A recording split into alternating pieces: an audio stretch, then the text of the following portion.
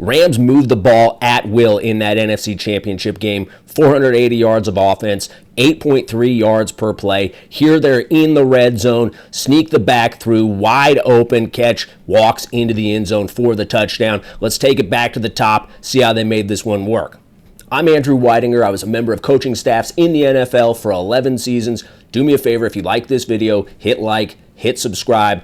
As much as I like making these videos, I actually like money even more, and I would love for YouTube to send me some of their money. All right, back into the tape, but we're not going back to 2026. We're going back to 2023. This is not a new play for the Rams. Rams here motioning the running back out and back in. The most important thing on this play is establishing the coverage, and the Rams are establishing that it's man coverage.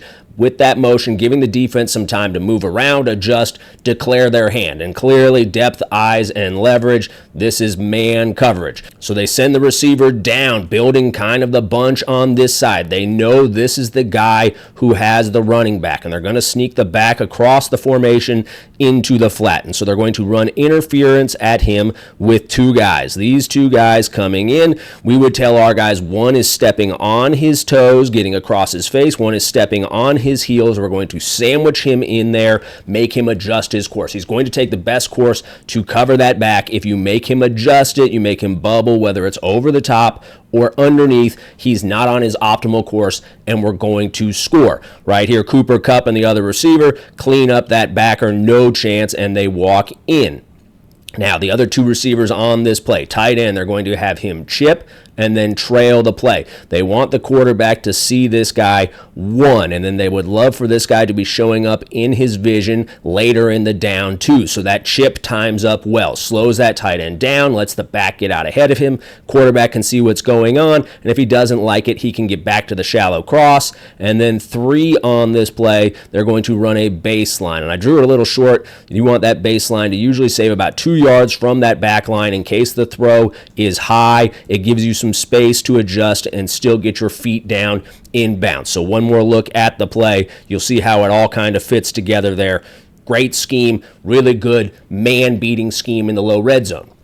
Okay, back to the NFC Championship game. They motion the tight end across, same deal that they were doing against the Cardinals, trying to give the defense time to show their hand. Depth, eyes, and leverage of these DBs, man coverage. Safety dropping down into the box. He's part of a three-man pass-off with these two box linebackers here. And so if the tight end and running back came in this direction, these three would pass it off. Safety would take one, Mike would take one, and this backside linebacker would become a low hole help player. And if this guy went to the right and the back went to the right, he would take one, the Mike would take one, and the safety would become the low hole help player. And in this case, Parkinson's going to that flat, the back is coming to this flat, so this safety is here, that backer is there, and he's the low hole help. So the guy they ultimately have to get picked is this safety. Now, they're going to bring Parkinson in that motion, sneak him through. It is a variation on the play that shows how the play has evolved over the years. Instead of having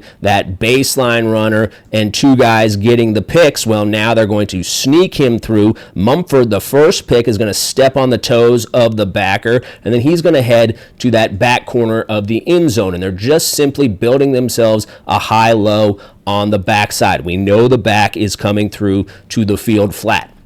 Last time we saw an attached tight end right here chip and then come to the flat. Well, now they've got Davante Adams in this close split. He's going to buy some time at the line of scrimmage. Nobody better at buying time at the line of scrimmage than Davante Adams. Then he's going to bring it flat down the line as the number 2 guy. Their number 3 guy is going to be this high-low they're building here on the backside, and they're using kind of the motion and this cross action in the backfield to just put a little indecision into these guys' minds. Now, the one guy we haven't talked about here, Puka Nacua, I'm going to let it run, and then we'll come back and we'll talk about him. So here, if they ever snap this ball, here we go. Nacua goes up, runs into that guy, and you're saying, hey, that's offensive pass interference, right? You can't do that. And it's close. It's very, very close. But according to the rules now, once you get press coverage, once this guy puts hands on Nacua, you can really argue there is no such thing as offensive pass interference anymore. That guy has his hands on me and is directing me into the other player. I'm not trying to run into him. I'm being pushed into him, and that